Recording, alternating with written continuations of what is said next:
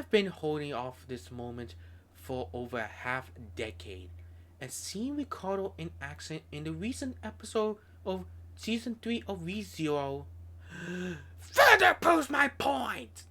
It took almost 10 years for people to finally acknowledge Ricardo, of all people. Not only that, this got Japanese Twitter trending, which is very rare. There's been trending of every characters in ReZero on Twitter, but not as much as Ricardo's. Like, wow. With the recent episode, they have changed a lot of things. I mean, a lot. To a point that it's almost it's like half of the episode, or at least a quarter of the episode is Subaru, half of the episode is Garfield, a quarter is almost Wilhelm, and also another half of the episode also goes to Ricardo, because wow, they have changed a lot of things that was from the novels. Why am I making a video out of this? Well, I'm gonna explain why, because Ricardo's my idol, and this is why my VTuber is like this. I've been a huge, die-hard Ricardo Welkin fan, and there's no way you can change me that. Ricardo is best boy. You can never change my mind. Let's not get over ourselves, because I'm gonna tell you how much not only they changed from the source material in anime form. We're going to go through a deep dive of Ricardo Welkin, because there's been so much misinformation or so much cut detail about him, like a lot, that's never explained in the novel and never explained in the anime, because all that cut content was cut in the anime and was never explained, only explained in the side stories. So we're going to do a deep dive on this personal favorite of mine, personal bias of mine, which is why my persona is based off of, well, actually loosely based off of, if you guys see my legs compared to his. But let's go to a deep dive of this overlooked furry. Yes, I'm going to say overlooked furry, because you don't know how much I hated, and I'm going to sacrifice this, how much I hated the new furry characters that came out on recent years, comparing to other furry characters to Ricardo. So we're going to do a deep dive of him. So let's get to it. Before I continue any further, just look at this fight scene. Holy balls, it's one of the best fight scenes that we ever gotten of all ReZero. This automatically outbeats the second season fights, which, to be completely honest, the entire second season was just lackluster. And this completely outbeats the entire season 1 fight with Elsa. This outbeats the White Whale, and this automatically outbeats the Beetlejuice fight, which that's a whole nother cake. But I'm just being biased right now because how much I am so biased towards Ricardo. But this is given 10 years, and I gotta say this, ReZero has been around for 10 years, and now this is 2024, and now Ricardo has the spotlight of what he wanted it. This is the ultimate spotlight that he needed it ever since his introduction in the anime in season 1 back in 2016, which, my god, I'm that old. Oh my god, it's almost 8 years since the first season aired, which, gotta say, is pretty baller. But at the same time, seeing people now giving Ricardo attention comparing to season 1, and in my honest opinion, and just gotta say, this is my honest opinion, I'm not going to blatantly attack the director, but I think the director did a poor job portraying Ricardo in season 1. I feel like they botched him in season 1, like a lot. Like, they completely cut out his entire dialogue and his entire scenes from the first season when adapting from novel to anime, which, gotta be completely honest, that's a low blow move. And I can say, okay, I'm going to say this, even with the art style of season 3 comparing from season 1 to season 3, and yes, they make it pretty, don't ask me why, but at the same time, I kind of get grown into it now, to a point that I actually liked it and accept the art style, and gotten used to it by now, compared to when they first showcased on their trailers, which given a lot of mixed reception back when they first showcased the trailers on the art style of the characters. But as it went on, as I continued with currently the 4th episode, everyone has gotten used to it, including me, and I actually don't mind his new facial style. Despite its issues, oh my god, front facing Ricardo looks cursed.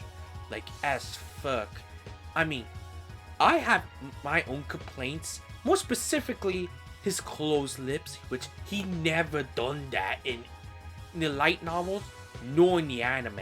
So I don't know why was the decision to give him closed lips for no reason.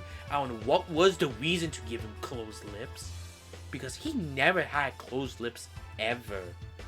But enough yapping, because I go to yap for so long about Ricardo. But without further ado, dive in of how much cut content, and not only just how much cut content, how much backstory, or very few backstory, that Ricardo has gotten throughout the series of the entire lifespan of the novels of ReZero. So without further ado, let's head into his history. 10 years ago, before the main story takes place, Ricardo was a slave, and that's in air quotes because while he was free from slavery, he's not fully freed as he still keeps the collar to remind of his slave times. Then he sees a little girl be chased by slave owners and he decides to kill them for her. The little girl introduced herself as Anastasia, who doesn't know her last name or even knows her family because she was an orphan. After talking to her and selling desserts, he decides to give her a job as a waitress in a bar that's close to him, that he knows. After giving Anastasia a job, she decides to make a promise that she would get enough money to buy off the collar to free him fully. A month flew by. Ricardo visits the bar that she works in, but comes to find out she's not in the bar. Ricardo decides to search for her, and just to find out that she's working with Truden now, who decides to hire her to be her personal accountant. Along with hiring Anastasia, Truden decides to hire Ricardo as his personal bodyguard, thus earning the title The Hound. So that's the story of how Anastasia and Ricardo first met and what led to Anastasia's uprising. It's important to note that without Ricardo, Anastasia would never be where she is now. After that, they adopted the Pearl-bound triplets, joined the warrior selection, and so the rest is history. That about covers almost every major piece of info on Ricardo and Anastasia's backstory.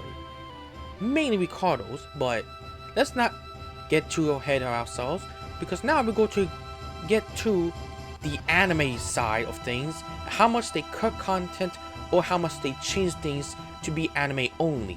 It's worth knowing that there were a lot of changes when adapting from light novel to anime. However, unlike season 1, season 3 cuts aren't as bad as season 1's. It may be minuscule, but it's not that bad.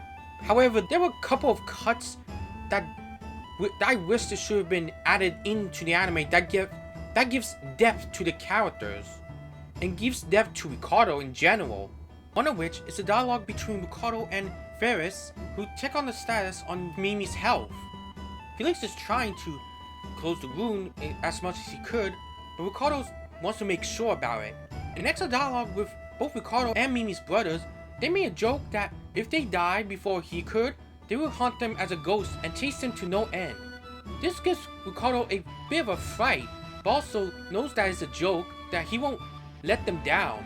This gives a huge depth, not only his personality, but his characteristic in general. You see, Ricardo is not just a typical furry character, as anyone speculated. They thought What the majority fans thought that, oh, he's such a cool guy. Oh, he's just an okay guy. He's just an average guy. No, Ricardo has development. Ricardo has depth. Unlike every other furry character that came out in recent anime, like, I can't bear BNA. I cannot stand Beastars. I cannot stand Grimoire of Zero because I can't stand the brooding one personality furry characters that's always broods 24/7. No, it's tiring. And it's really, really dumb. They are so boring and one-dimensional. What's worse is that they got fan art, even the little ones.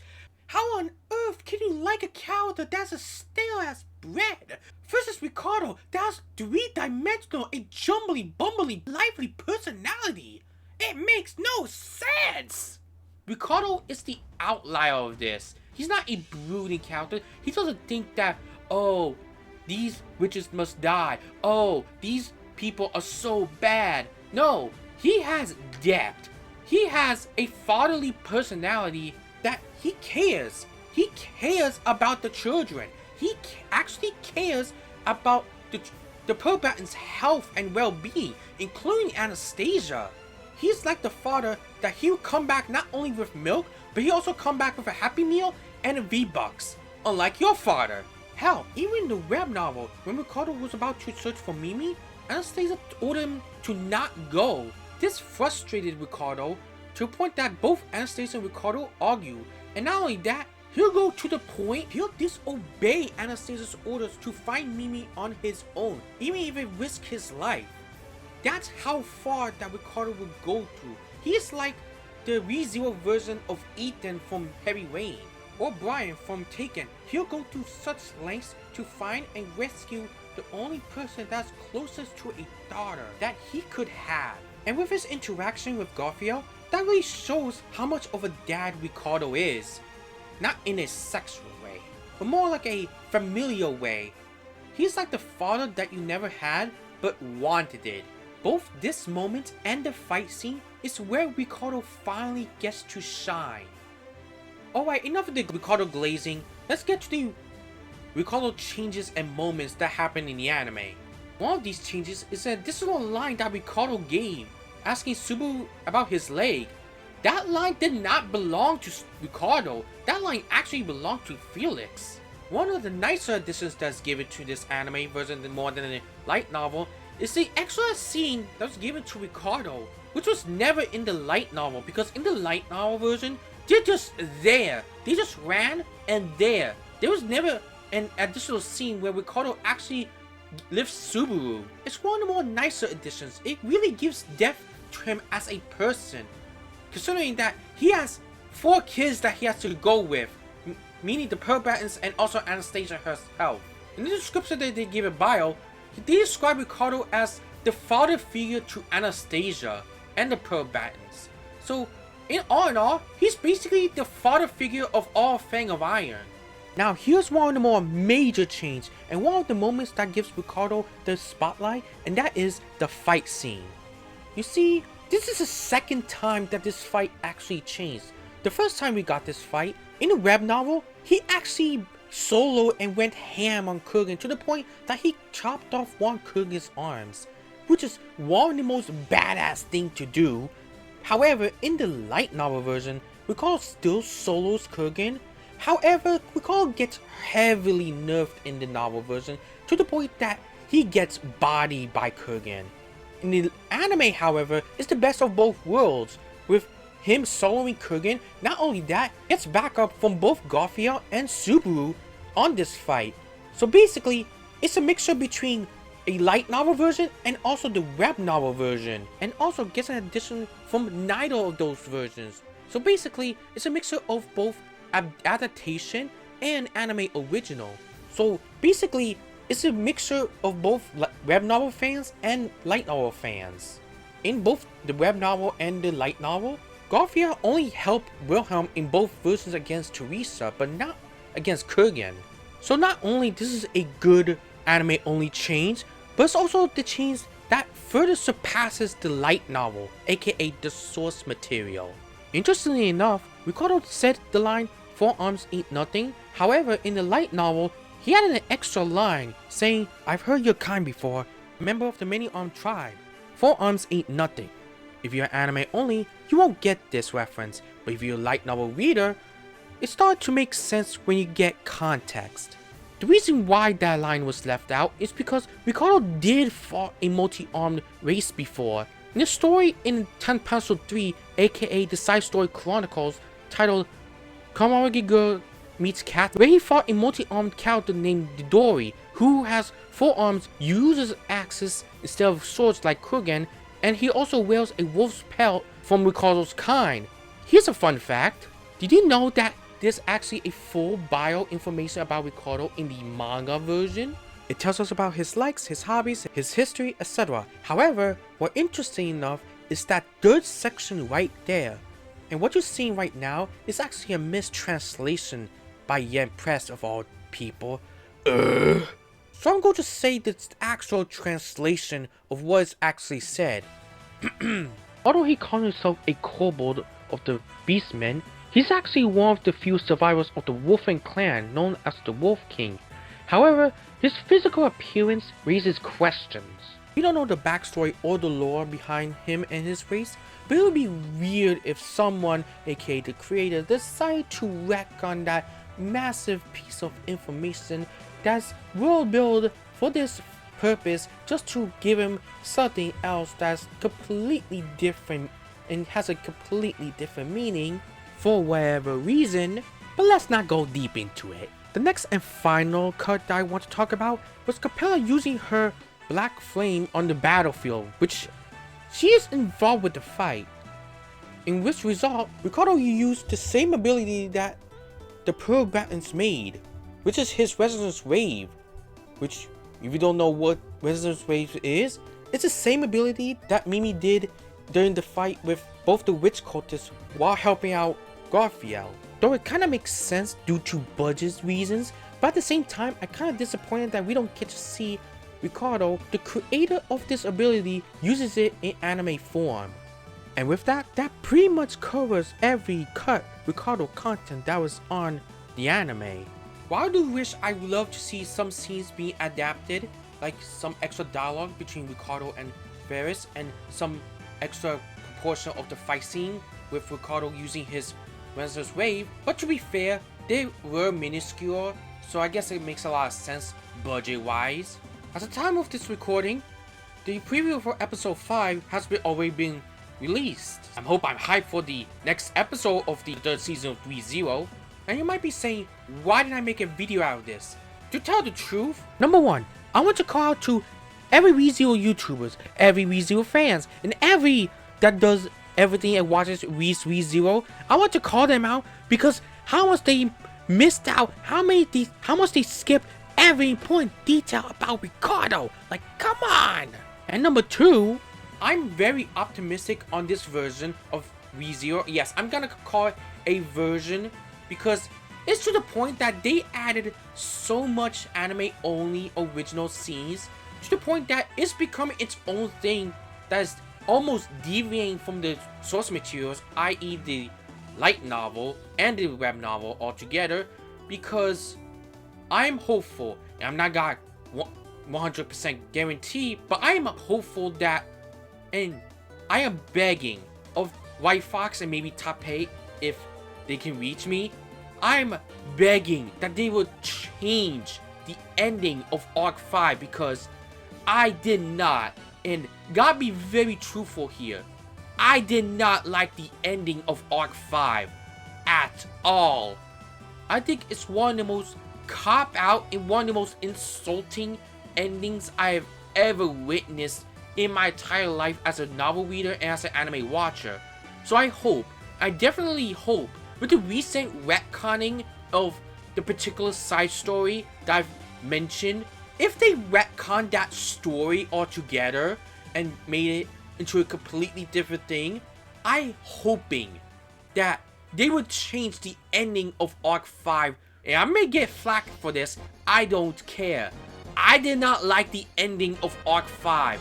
And I hopeful, and definitely hoping that Taipei, as a supervisor of the show, would retcon and change the ending of Arc 5 and how it's resulted, instead of giving us the ending of Arc 5 from the novel, because I did not like it at all. I did not like how this particular someone was killed off in the end of Arc 5. I did not like it, like, at all.